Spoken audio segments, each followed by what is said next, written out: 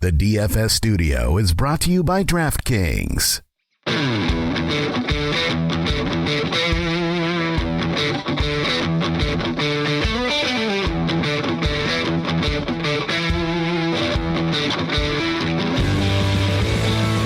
Welcome to the Fantasy Footballers DFS and Betting Podcast with your hosts, Kyle Borganoni and Matthew Betz.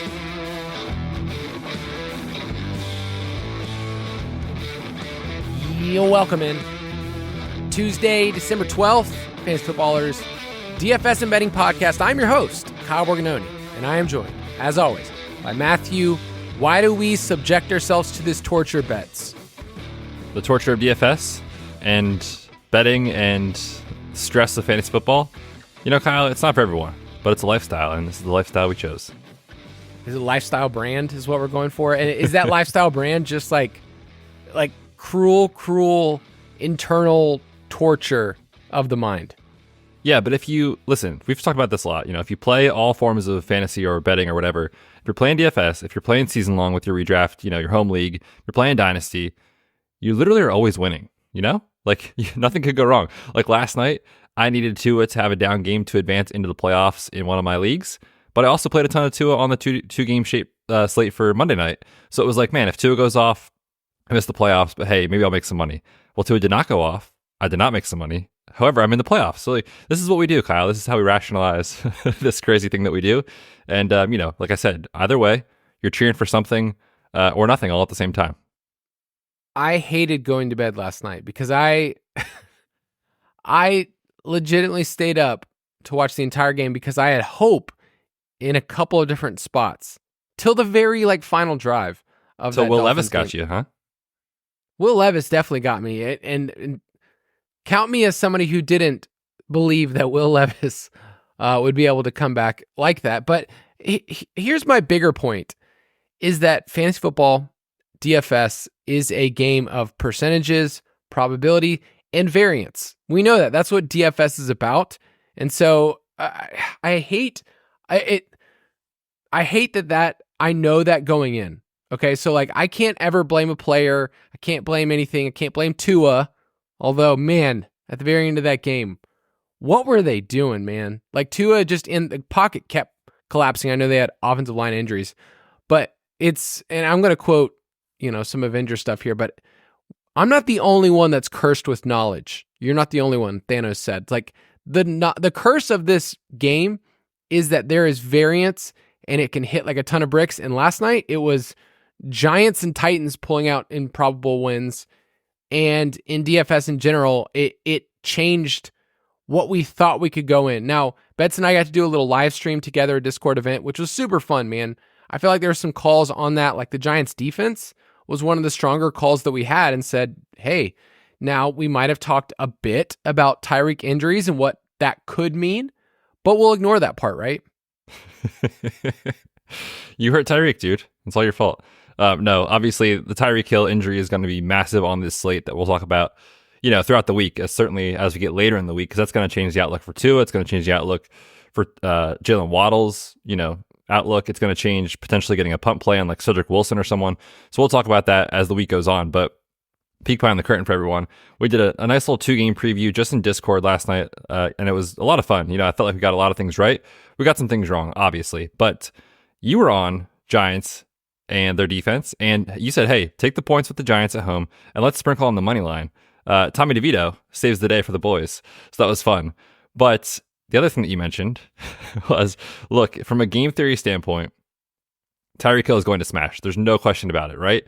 But you said injuries happen in the NFL, and if you don't play Tyreek, there's sort of a chance it could happen. That's literally what you said. And so I gave you a hard time. I texted you as soon as the injury happened, I was like, you are terrible, man. You hurt Tyreek. It was all your fault. So if anyone out there, playing in redraft leagues or dynasty leagues or whatever has Tyreek and he could miss this week, you can thank Kyle for that one. It was an interesting night on a couple different levels, but we move on. We're going to talk about our cash review from this past weekend, which, man, I feel like a lot of our calls and the best plays, a lot of things we talked about on this podcast into the weekend. A lot of listeners had some good success this past week. So we'll talk about that and then talk about this week 15 slate where, once again, the afternoon rules. There are 3 legitimate games that the field is going to have to deal with. So late swap, I'm sorry, like if you don't crush in the early window, like your couple of picks, like you might have lineups where you played one guy or two guys in the early window, maybe like a defense and somebody else, and then the onslaught. So please, I beg you, do not show anyone your screenshots from the early window because they will not matter because the entire slate will change. So if you want to get all of our picks, you can get them in dfspass.com. Like we mentioned this past week, we just threw in some more free stuff for the people, and our discounts are still stupid good. Now, just to be clear, the DFS Pass goes through the playoffs, and our articles on there, our tournament takes articles, all of those are still moving on. So we're not just saying, here's our picks, move on. We're actually saying, like, here's the best way to attack each slate. And I would say slate context is something that over the years, I've appreciated more and more of understanding what you need on a slate and how this slate is different from the previous one and how you can't play the same as the week before. So go to dfspass.com if you want to get that and use the promo code DFSPOD if you want to hang out with us. I mean, over the holidays, you can have people to hang out with and make money. Sounds like a get-rich-quick scheme. It sort of does. And, let's be honest, the holidays, they can be a little stressful for people. Family coming over, you got travel plans, whatever. We're here to make your holiday more enjoyable. And dude, we got football all day on Christmas Eve, which is going to be tough for me and my family. And then we have 3 games on Christmas Day, I believe it is this year. So thank you, NFL, for ruining the holidays for everyone. All right, let's move on. Straight cash, homie. So this past week, I think what I felt best is getting a read for what the field was going to do. And it's the question I bring up all the time is, what does this player have to do in order to hurt me or to help me if I play them? So when we look at players that are super popular in cash or project to be super popular, you still have to ask yourself the question, if I fade this person, how are they going to hurt me? And it's you're playing a card game, and when you flip over the cards in head-to-heads or double-ups, if 70% of the field is playing Zach Moss, you just play Zach Moss, and you try to figure out a different spot in your lineup where you can gain an edge. But there's no point when you're playing cash to ignore those players. Like, yes, the ceiling might not have been there, and Zach Moss could have been a player that you faded in tournaments, but once again in cash, it was CMC and Moss for us, and CMC actually had a snowflake in the lineup. Did you see that? Where it's like, this guy scored 19 points, and he ended up with a snowflake, and yet he was like the RB, 6, and if you only looked at cash game guys, he was like the RB4 on the slate. Yeah, it's just silly what his role is. Like you said, 19 points for him is a quote-unquote bad game. His floor is 20 points. Like, that's literally what you're getting with CMC, barring injury every week. And it did actually kind of run bad. Obviously the first play of the game rips off that 75-yard run or whatever it is, tackled at the 4, in comes Jordan Mason just to give CMC a breather, and he scores on that play. So, yeah, I mean, that's kind of the way it goes sometimes, but we were really strong on CMC and Zach Moss just because you could project, 18 plus, 20 plus touches for those guys most weeks. And in cash at the prices that they were, that's really hard to pass up. I thought the decision point on the slate, there was 2 things. One, at quarterback, we talked about Fields or Purdy. Turns out they were both great. Didn't really matter a ton. And then, it was the play of Keenan and, a cheaper potential CEH. Or do you go all the way up to Alvin Kamara, who we got the news that Taysom Hill was ruled out, Chris Olave battling the flu, Rashid Shaheed still out, Michael Thomas on IR. The list goes on and on. I ended up jamming in the running backs and playing Kamara. Looked like it was going to be off to a good start with the touchdown, and then just kind of, fizzled out from there. So interesting slate, I thought, for cash with those decision points kind of along the way. But yeah, man, the run out for Alvin Kamara without Taysom, with Derek Carr there to check down with the wide receiver injuries, I was like, man, he's gonna smash against the Panthers, and he did not smash against the Panthers. Yeah, that was one of the overwhelming factors because I didn't have Kamara in my cash lineup until an hour before lock, just because his projection wasn't as strong in other lineups because he was expensive, right? 8,200 isn't cheap by any means. But I think the way that I felt most comfortable in the slate was the cheaper wide receivers that were seeing volume. So Rashee Rice was by far our wide receiver 1 on the slate. He ended up being 60% rostered. that was a play that if you didn't play Rice, I felt like you were getting too cute. And then one of the things, I don't know if we just ran into a ceiling game and got lucky, but Drake London was one of our top plays as well. At 4,600, he gets a little bit of a price bump this week, but man, Drake London was a baller in that game and almost brought the Falcons all the way back. And they did, and then they lost, but we all knew that was going to happen. But I think wide receiver was kind of the main spot of if you hit on those guys, if you played Keenan or Amon-Ra, I think you ran into just a bad result for usually safe guys, but there were guys in the middle range, Garrett Wilson, DJ Moore, Drake London, Rashee Rice. Those were some of our top plays. And if you want to get those, you get those in the best plays article, which we have, and it comes out on Saturday. So make sure you look at those. Let's move on. State of the main slate. I feel like I'm doing the people a disservice because I didn't do a money section, but we had a lot of good wins this past week, right? Yeah, there was actually a lot of people that had success. I think a lot of people crushed cash games, which is fun. And then I saw a few tournament sweats that people had in the Discord. I don't know that I saw like any major winners, but a lot of like really nice scores and a lot of good payouts. And, Kyle, someone did play a Ritter to London stack that you mentioned. Ritter could finish as the QB1 on the slate. I think he put up like 29 DK points in this spot. So shout out to you. You called it. Yeah, that was a fun one to see. Yeah, I'm looking at some of mine that I've been tagged in. Somebody won 600, somebody won 3,000. So, but I think cash was definitely super strong this past week. But yeah, it was nice to see like Ritter, was he good? I don't know about that. But I definitely think that it's in the realm of possibility for us to get these cheap quarterbacks. Like you saw last night, it was Tommy DeVito and Will Levis. You get these 5K quarterbacks, and you can actually get there in a tournament. But moving on to week 15, we're going to be looking at the DraftKings Sportsbook line. It's where Betz and myself play. Go to sportsbook.draftkings.com, and I'll let you check in with a wager that is live right now, which only means that terrible things will happen to it. Oh, certainly. This is the way it goes. Look, the Eagles were horrific on Sunday Night Football. I mean, laid an egg, just completely inept. However, my friend, I could sleep at night because I'm holding a Dak Prescott ticket for MVP at 40-1. So yeah, the loss hurt, but it didn't hurt as bad as it could have otherwise. So he is currently the betting favorite at plus 150 on most books. I saw that. That's where he is on DK. That's where he is on FanDuel. A couple other spots as well. So I'm big time hoping for the Cowboys to go on the road this week and beat the Bills. Huge matchup in this spot, 49-point total, close spread. So it really could be a pick'em by Sunday. So that's kind of where I'm at with Dak. But I do think there's a little value on the board now with kind of what's happened. Obviously, entering the game, it was kind of a three-way, not tie, but very close with Dak, Brock Purdy, and Jalen Hurts. And the Eagles still have a chance at the 1 seed, and their schedule coming up is insanely easy. They get the Giants, I think, twice. They get the Cardinals at some point. So it should be a somewhat clean run out for the Eagles.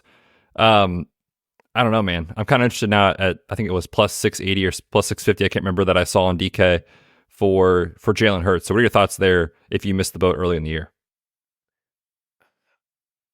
It's so close right now where I think there is value in Hurts. I just think the public perception, because it's such a narrative award too, like we're looking at stats, but we're looking at narrative based, is this team is trending in the wrong direction.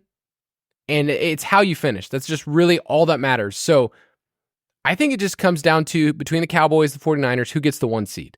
Yeah. And that's like so the Eagles get Seahawks on Monday night this week. They get the Giants on Christmas Day, the Cardinals at home on New Year's Eve, and then the Giants to close out the season. So if they run the table, they've got a chance. For sure. Yeah. Lamar is an interesting value, but his counting stats are so much further down than where they've ever been before. Like you even look at his rushing totals, it's like, man, he had his best rushing game since like week 3 this past week. And I just feel like they're kind of like set over there in the AFC where like, it's pretty clear like 49ers, Cowboys, Eagles has kind of been in conversation of these are the best teams. So I can't really go anywhere else other than Purdy or Dak. So I probably won't be betting it anymore. But hey, you're holding a ticket. It's good. I did want to ask real quickly about Offensive Player of the Year because Tyreek has been the favorite. It's kind of been Tyreek as a lock. Tyreek's going to break the record, and he's still at minus 220.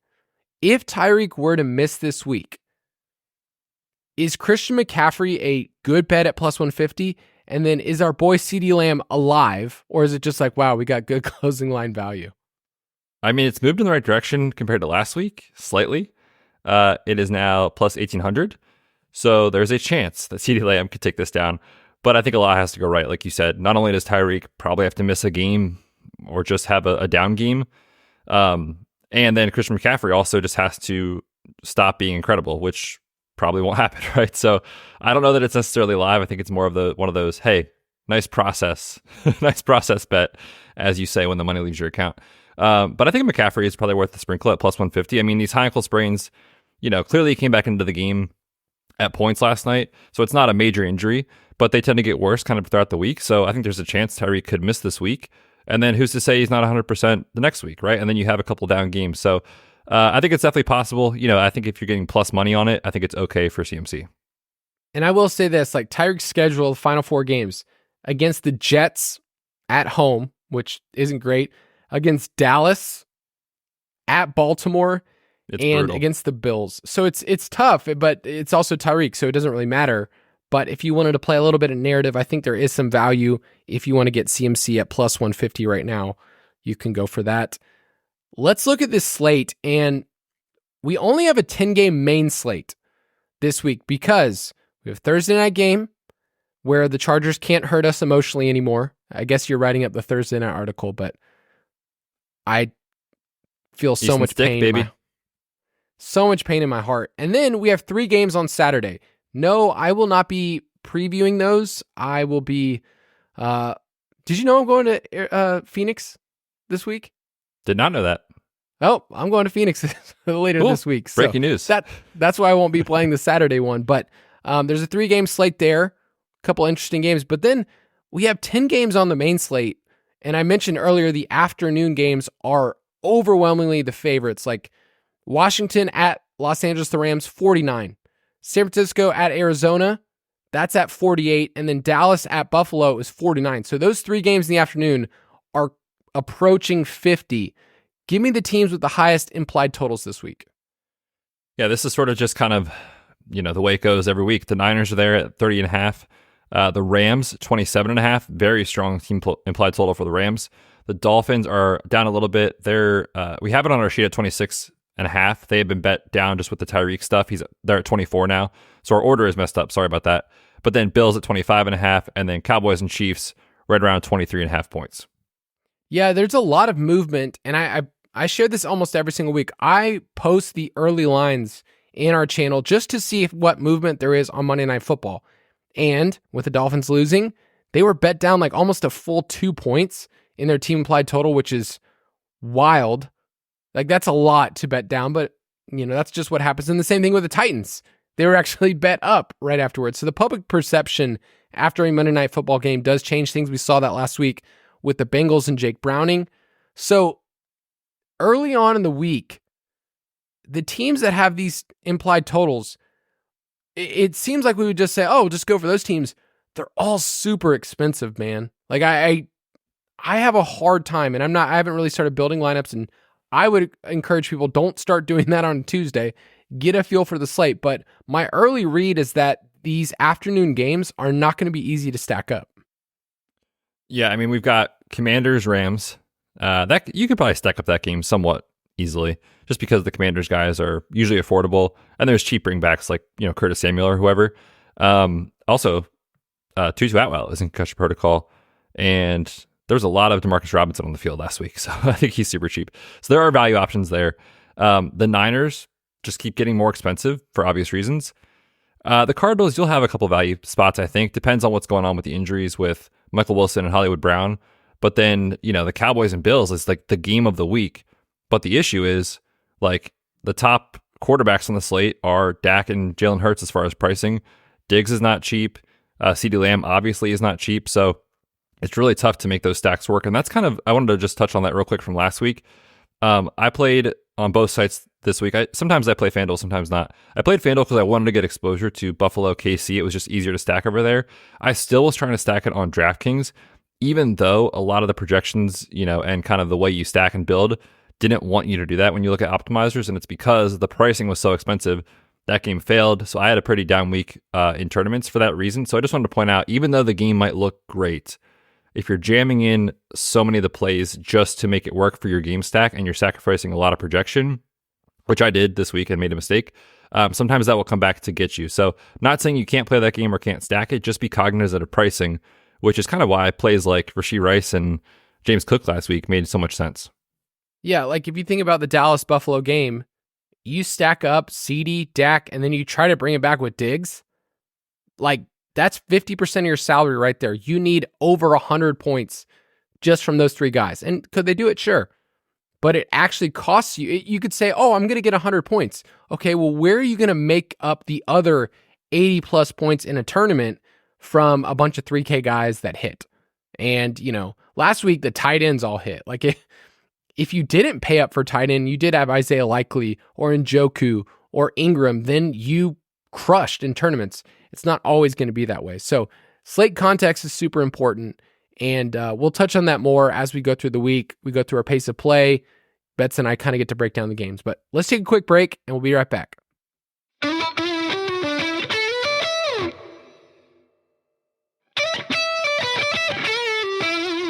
All right, based on the games that you see in front of you, Betz, what's going to be the most popular?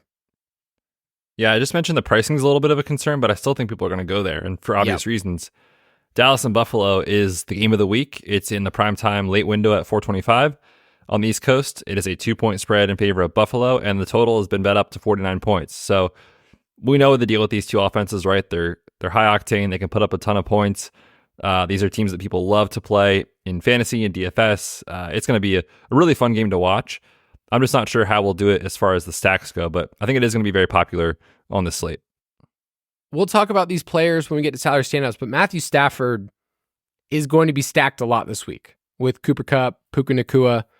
It's just going to be some people are going to want to play Davis Allen because of what he did last week. Like everyone's like, I had no idea who this guy was, but now I want to play him everywhere. Like this game is cheaper than the other ones, and Washington's defense has been a pass funnel the entire year.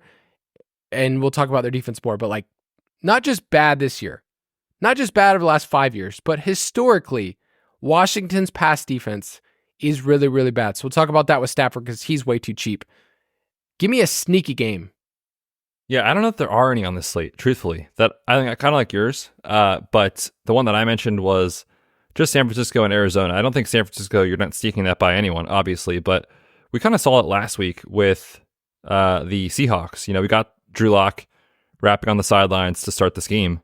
And, DK Metcalf got there. And there was actually a decent amount of play volume from Seattle. So I just want to say, like, if Kyler's guys are healthy, I see the path where one of them as a bringback gets there for DFS. We'll have to wait and see what goes on with injuries throughout the week. But, the Niners, they're a good defense. I would say that they have not been great the way that they have been in the past. They're 14th in EPA per play, 18th in success rate since week 8. And that includes the Thursday night game on Thanksgiving where Geno was banged up and they really didn't have a chance. So the San Francisco secondary in particular, you can throw on them a little bit. So I think there is a potential, viable bring back that might be a little sneaky on Arizona. I'll give you a little sneaky sneak with your boy Joe Flacco. 2 games, 44 and 45 pass attempts. So it's not the most efficient because if you start going down like a rabbit hole, you're like, okay, that's awesome. Look at his, completion percentage. It is only 55%. That's bad, people. But you get some sneaky volume. David Njoku got there this past week. You've seen Elijah Moore get targets. You saw Amari Cooper peppered with a ton of targets this past week. So I think there could be some sneaky correlation plays. I don't know if I want to go to Flacco at 5,500, but if you wanted to play Cooper and DJ Moore together, I think that's an interesting kind of pairing. If you wanted to go David Njoku, DJ Moore, there's definitely some correlation in that game that I did not think we would be talking about Chicago and Cleveland as a potential shootout, sneaky shootout matchup. But in the early window, I think you can have some exposure at a lower roster percentage. Which game, Betz, do you want to be underweight on this week? I'm going to go against kind of what we've been doing all year and say that I don't think the Dolphins are bad plays. I just want to be underweight this week. Now, they are on a short week, obviously playing on Monday night. And the key here is the Tyreek injury. The fact that this team total has been bet down a little bit and the game total has been bet down a little bit just gives me a little pause. In this spot, it's the second time these teams will meet. Historically, divisional games that it's the second time that they match up. Those tend to be a little bit lower scoring. So just that, plus the Tyreek injury, plus Zach Wilson coming off of basically a career day, I don't know if that's going to be repeatable necessarily, especially with Miami just, in the last drive getting embarrassed there in the fourth quarter. Extra motivation for that Miami team now with the Jets coming to town. I could just see this one being a little bit more of a divisional slugfest, so to speak. So I don't know that I'll get there in a lot of Tua stacks for this spot. If Tyreek would miss, of course, Jalen Waddle will project great. You can always play the running backs, but I don't necessarily want to get into a huge game stack here. Yeah, I don't know if there's going to be the shootout that you want, because people look at Zach Wilson's last week and say, oh, I can just take the same thing. Now, Garrett Wilson, Breece Hall, I think in cash, they're going to project well because Breece Hall is basically a wide receiver, right? You can correlate in the game, but that's as far as I want to go. I want to bring up Kansas City and New England. And I'm just going to say, don't try to tempt yourself, because New England's defense has been really, really good recently. This is their point totals given up over the last 4 games. You ready? 10, 10, 6, 21. It's been nothing, and they're at home. So Mahomes and Kelsey are still expensive. I was looking at the tight end prices. I was like, oh, maybe I could pay up for Kelsey this week. And it's he's not even the first read in the offense anymore. He's seeing a 20% target share over the last month compared to Rashee Rice's 26%. And I just can't see that game going off with Bailey Zappi there. So I don't know. Is that a game that you almost want to exit out other than maybe some, one-off plays? It's hard to say. I haven't really kind of digested the pricing for both of those teams yet, but you're not getting any discounts on Travis Kelce, right? Obviously. And Mahomes is still going to be one of the most expensive quarterbacks. So I don't expect the Patriots to repeat what they did last Thursday night. And you mentioned with that defense, they have been great. They also get extra time to prepare for this game with the Thursday night game. So all in all, looks like a lower scoring game. And we mentioned that when we previewed the Bills game last week. I got talked into the over. I liked it a lot. But I mentioned at home, the Chiefs games have been, hitting the under pretty routinely. And we have a decent sample of the last couple of years, KC not being great against the spread. So I'm with you, man. I don't think you have to go there. All right. Which team are you most confident hitting their over of their team implied total? And you are telling people, bet this now, run to your bookie, talk to everyone you know, just hammer it. This is the play. This is the 12-unit play of the week, Kyle, brought to you by I don't know who. I'm going to say this is actually a Saturday play. So on the Saturday night game, we got the Broncos taking on the Lions. I think the Broncos can score 21 plus points. That's where their team total is. So I'll take over 21. They've been over their team total in 4 of their last 6 games, have the Broncos. And we've been talking about this for a little while, but this Lions defense is massively, massively struggling. Over the last 7 weeks, they're 28th in EPA per play, 26th in success rate, 29th in scoring, giving up 27.2 points per game. And that's not even against elite teams. These are the quarterbacks they faced in that sample. Justin Fields twice, Derek Carr, Jordan Love, Justin Herbert without any weapons, Jimmy G, and then Lamar Jackson, and Lamar went off against them. But since that game against the Ravens, they have just been horrific on defense. And we know these home games for the Lions can kind of pop off and go a little wild for scoring too. So give me over 21 on the Broncos. Yeah, the Lions are kind of an interesting spot because they're pretty much locked into the 3 seed in the NFC. I mean, technically the Vikings can, run the table and stuff can happen, but it seems like they're a 3 seed. They'll probably have a home playoff game, and it's going to be against, right now it would be against the Vikings, but their home games are something that you can buy into, but this team is just not trending in the right direction. So I like that one a lot because it's Saturday. It's kind of off our radar, but Russ is somebody we've talked about. He's been annoyingly consistent, but with no ceiling at all. If you look at his games throughout the year, but Denver over 21, lock of the week from Betz. I'm going to bring up the Cowboys. Did it surprise you, the line in the game? I actually wanted to ask you about that. I was surprised that Buffalo was favored in this spot. I could have seen it a -1 or a pick'em and would have been a little bit fine with it. But Dallas's team implied total is 23 and a half, some spots. Since week 8, they've hit their team implied total every single week. And since week 8, they've been averaging 38 points per game, second in red zone plays per game. I mean, you've been watching Cowboys games, people, and you've noticed like, hey, this team looks different. And it's weird to say this because the Cowboys are one of the teams that if you watch the NFL, you probably root against them. It's kind of like the Patriots. If you're not a Patriots fan, for a long time you root against them. Maybe people are turning on the Chiefs now. It's like, I'm tired of the Chiefs winning. But the Cowboys right now, it's like, I'm a huge Dak fan. I'm a huge CeeDee Lamb fan. Not a Cowboys fan, but for fantasy purposes, this team's really fun. And yeah, I hope that they're good. I hope that they go a little bit further just for the sake of like Dak can't take them very far, but over 23.3 right now for their team implied total, I would take that. Which team are you most confident hitting the under this week? I'm going to go under on Carolina, 16 and a half points.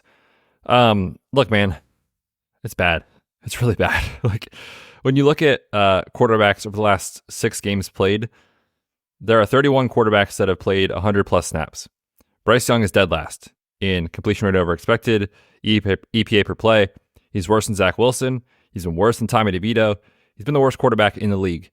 And now you have an Atlanta team that has motivation to actually go out there and play. Like they're fighting for the division. Carolina, they have nothing to play for, right? They don't even have a first round pick next year. Like it's just bad vibes all around. And Atlanta has been good defensively. 10th in EPA per play since week 10. And, you know, against Carolina, they are a run funnel. You run on the Panthers. And what does Arthur Smith usually want to do? Run the football. So I could just see a situation where this game comes under, you know, the play clock is moving the entire time because the Falcons are running over and over again. So give me under on the Carolina Panthers, 16 and a half. I'm going to take Houston's under. It was at 18. They're against the Titans on the road. These two teams will play each other again in week 17, but Houston's just dealing with so many injuries, man. Like when you start projecting, you can look at Robert Woods in cash. We'll talk about him, but it's like Noah Brown's goose egg 2 weeks in a row. Dalton Schultz is dealing with his hamstring injury.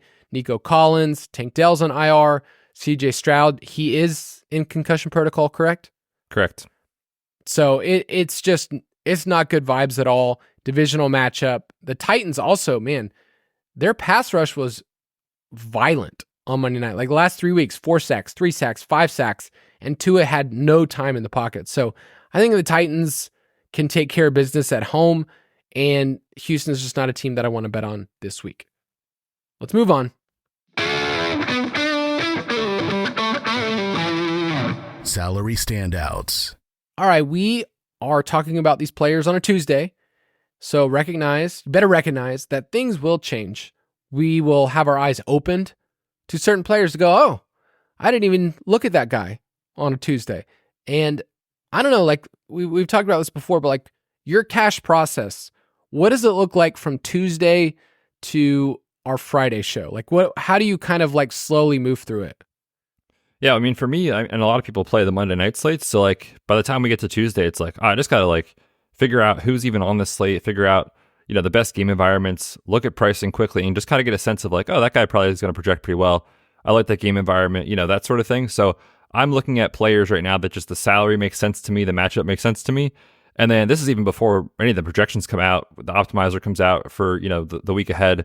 And we get any injury news, right? So you're just kind of getting players that you kind of like at their price point in games that you like with good matchups. And then we'll let the math come out on, you know, Wednesday, Thursday. We'll get injuries and then we'll figure it out from there as far as things go. But I think you should start with a larger pool of players and then just kind of whittle it down throughout the week. That's generally what I do. Yeah, like at quarterback, I started going through the list and I go, okay, I like this matchup. I think his price seems lower. I think he's going to project well. And you just take all of those things and you add them together, and you later on in the week, you kind of weigh them out with real projections. So on a Tuesday, Wednesday, whenever you're listening to this, do not hold players too tightly. I just would recommend that. So at quarterback this week, Dak at 8K, Josh Allen's a little bit more expensive, but both those quarterbacks, we're going to be playing them in tournaments. There's no question about that. It's just they're expensive this week. Brock Purdy, 6.8 at Arizona. Like my first impression is, well, we've been playing him. Let's just keep going. Yeah, they are moving his price up, but it's like, he was 6K a few weeks ago. Then he was like 63, and now he's 68. Like, it's just not really an aggressive enough move for how many points the Niners score every week. I mean, literally every week they're projected to score 30 points. So it's just the same as it's been the last couple of weeks. I don't think there's anything that's, new analysis that we can tell you. It's Brock Purdy's been great. The Niners are great. They are rolling. They're taking on the Cardinals. So Brock Purdy makes sense to cash again this week. But what if I could hit you with the really hot stat? Like please. This is the most Kyle thing. What if I told you that over the last decade, teams favored by 14 or more points? Like, this already sounds like something I would send you, right? Yep, 100%. All right. Over the last decade, teams favored by 14 or more points, they've averaged 30.4 points per game, 250 passing yards, and 2 passing touchdowns per game. All that tells me is, you have a floor. You should have confidence that there's a floor. We can question the ceiling and question if CMC is the one that gets a couple touchdowns on the ground or freaking Jordan Mason, but the floor is too high. And this team, when they're healthy, they're the best team in football, right? I think so. I think they've shown that the last couple of weeks. So, yeah, Purdy makes a lot of sense. I know you like Stafford, though, for a little cheaper. So tell me about Matty Snapback. Yeah, Stafford's just going to be somebody that you want to play. Like the last 3 weeks, 10 passing touchdowns. The previous 9 weeks of the season, he had 9 total. So he's been balling out the last 3 weeks. And Washington, it's the matchup, guys. Like, this is the one that if you want to circle one on your calendar and say, all I care about is the Washington matchup, it's the highest yards per attempt in the league at 8.1. That's the third highest of any team over the last decade. And here's the one that I had to scroll back a while. They are allowing the most passing touchdowns in the league. Okay? They are on pace to allow the second most passing touchdowns ever. Ever. Like, ever. You know that the Eagles are not far behind. Yeah, they're terrible. Terrible on defense. So 6K, I think that's just such a cheap price tag. People want to save some money. They'll play Stafford. So 6K. Howell's interesting. We won't talk about him too much here, but when we preview that game, 6.3, we've seen when he has volume, he can run the ball. That's the only thing I would poke at Stafford is he offers you nothing on the ground. So Kyron Williams is another interesting play this week, but any other thoughts at quarterback? No, I think those are kind of on my short list early in the week. I will say the same thing like kind of mentioned with Stafford that you just talked about with the rushing. You will need touchdowns, right, at this price. Like, and we've seen those games from Stafford where he throws for 280 or 290 and like one touchdown, and it's like, it didn't really get there. Obviously, in this matchup, you can project more. So I think it makes sense this week to have him in at least your cash pool early in the week. All right, I have a simple equation. At running back, is CMC on the slate, Betz? He is on the slate. Okay, so we should talk about him. Okay, we should play him. Yeah, that's it. 9.3. They didn't adjust his salary very much. It's against the Cardinals. They're bad, very, very bad, and very bad against the run. So, like, Christian McCaffrey, it's crazy to say this, that he was disappointing at some level in fantasy last week, and he led the week in rushing.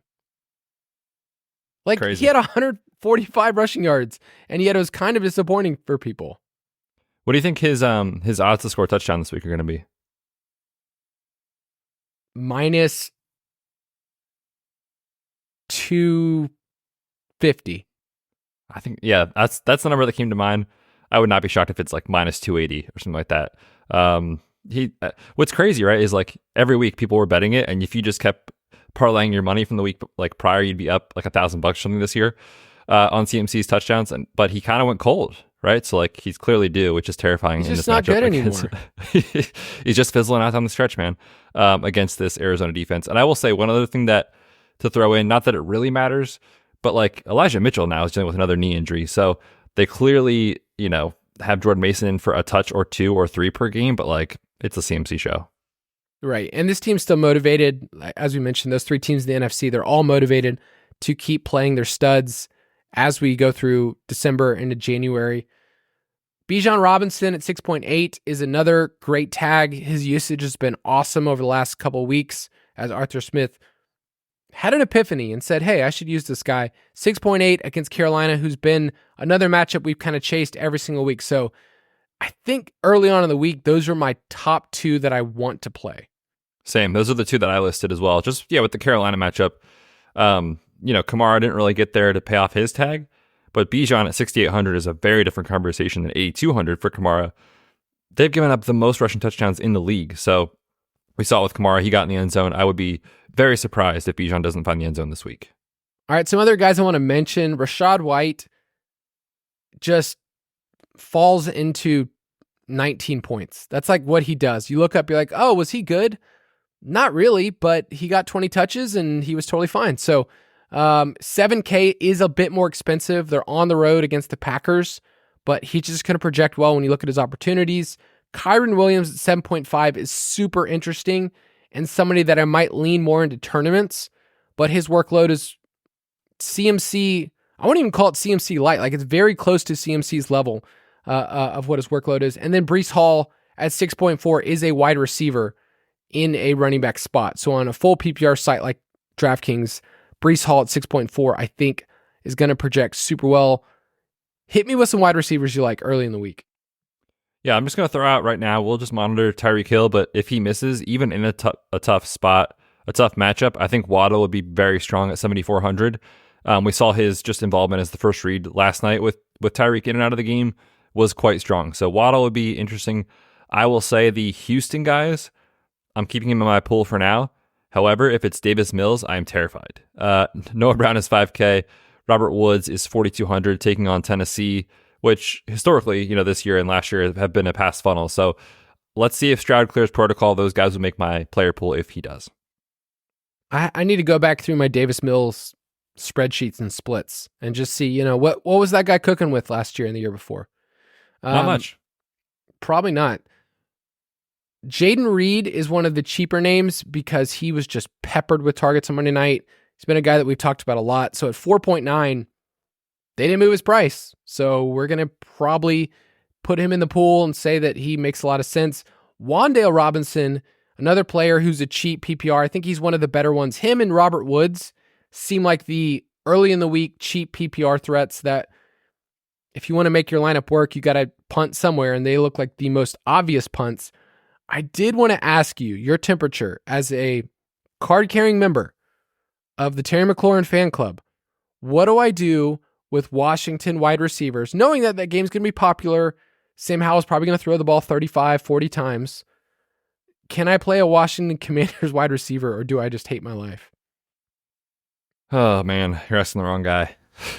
Because I've been a Terry truther for a couple of years now, and it has been horrible. But shout out to Terry. He made a joke of it last time. Someone asked him about it after the game, and he said, well, I ran a lot of cardio out there. So I appreciated that from our boy Terry. He did run a lot and saw 0 targets. He did that for you, right? He did it for me a couple weeks ago. But yeah, man, it's the thing that's so tricky about them is that, like you said, the volume is there, but the target distribution is so spread out. They were running screens to Diami Brown at like the 3-yard line in that game a couple weeks ago. So you got 4 wide receivers that are getting targets and the tight ends, and we'll see on Brian Robinson this week, but Robinson and Gibson get touches out of the backfield as a pass catcher. So it's one that makes Hal very hard to stack, kind of similar in some ways to like the Niners, because that they're going to get there, but like who is it going to be? So I don't think you can play those guys in cash personally. I think they're all very interesting tournament plays because I think their roster percentages will be held in check. At the end of the year, Betz and I go through our DFS awards where we talk about like certain players. A lot of them are just stupid, silly things that we've talked about through the year, like punt tight end of the year. But Cardio King, Terry is definitely up there. Jahan Dotson's up there. Gabe Davis, true Cardio King. And because Gabe Davis only exists as a red light, green light situation, we're on the green this week, 5,500. Hey, you want to play a narrative? They take away the top option. They're going to be doubling Diggs in New England. Gabe Davis game, baby. Here we go. It is funny when you like talk to your buddy or, you see people online. They're like, oh man, it's a big game. We know that they take away this option. We know that's just how it is. And therefore, here's what's going to happen. It's like, it's so hard for my brain because when someone asks me, is somebody a good play? Is Gabe Davis a good play this week? Maybe. Like there's so many varying things when people talk about coverages. They talk about, price points and game environment. It's just Gabe Davis breaks all of those things. Whatever model you have, Gabe Davis doesn't care about it. So those are the main names I wanted to bring up. Garrett Wilson is going to keep seeing a lot of targets. He's only 5,800. I think that's fine. There's one more Wide name that I receiver wanted is really tough. Oh, I did want to bring up about Kupp and Nakua because they are names that are now really tempting that people want to stack in cash. Stafford, it's not super expensive, and you saw Kupp finally have a true ceiling game. So are you interested at all in those guys in cash? Because, in tournaments, we'll probably play them.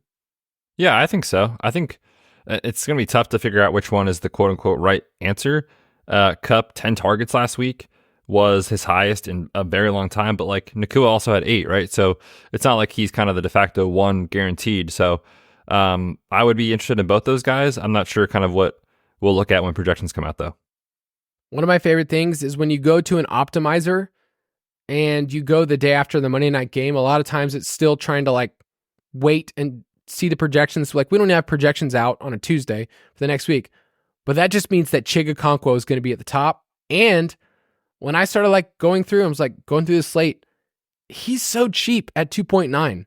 I'm not saying he's a great play, but like Chig makes sense. And I know people will hate that, but he's one of the cheaper punt plays that you can do this week. And then we got to talk about Trey McBride because he's alive. We survived a week without Trey McBride. I can't believe it, truthfully. The wide receiver 1 for Arizona. Yeah, man, Trey McBride's interesting, 5,200. It's going to be a price thing, I think, as far as how you want to build.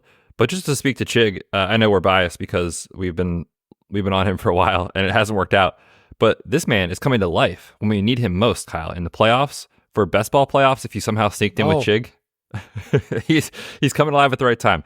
The last 3 games, 5, 6, and 6 targets.